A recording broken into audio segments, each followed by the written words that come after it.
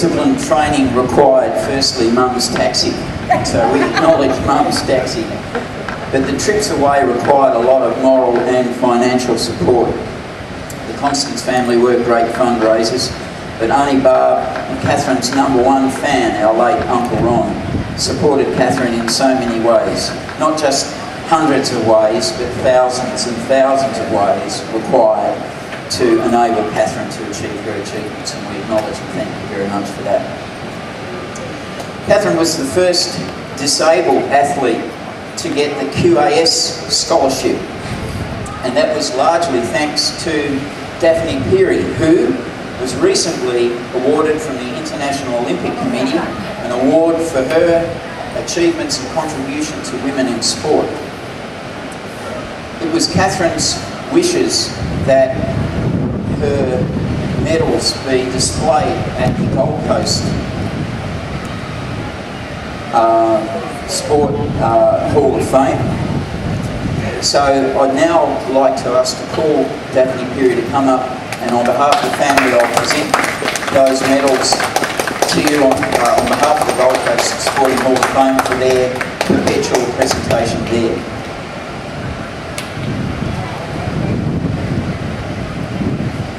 Thanks, Rod. Well, it's a privilege standing here on behalf of the Gold Coast Sporting Hall of Fame to pay a final tribute to Catherine. Thank you to Ken and Bev for this honour. Catherine was a lady with an amazing ambition, and better still, she reached all her goals. And I first met Catherine through Anna, sitting over there, and Gold Coast Rec and Sport, and also the Gold Coast Sportsmen's Association, the Lindy Award, prior to the existence, she was the winner 4 times round, prior to the establishment of the Gold Coast Sporting Hall of Fame. We instantly formed a very firm friendship, which lasted forever, and it will last forever. Catherine, I just admired her tenacity and her determination to succeed regardless of the odds. And of course, to join Dennis Cottrell's squad, you had to be as strong as a Maui bull. I'm glad I'm an old athlete and I didn't have to swim under this guy's instructions. But Bev, your words to Dennis at Miami Pool really hit the mark, and your Catherine went on to become the best in the world for her chosen events.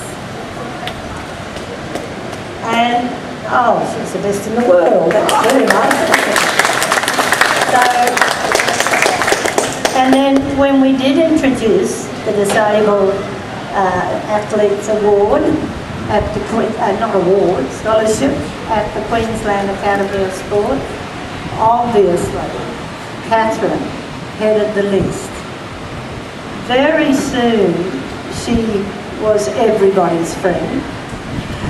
She had an attraction, it could have been that smile, but from the staff to the coaches and the athletes.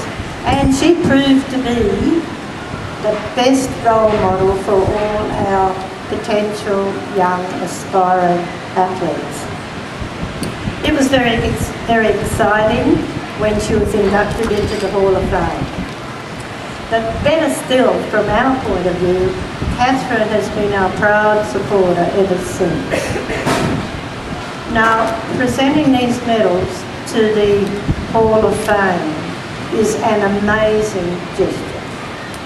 And I feel humbled standing here on behalf of the Hall of Fame to accept such generosity.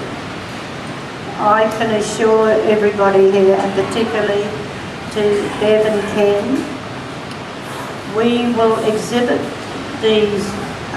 them in our premises at the Owen Park Southport, and we will be the most caring custodians of these treasures.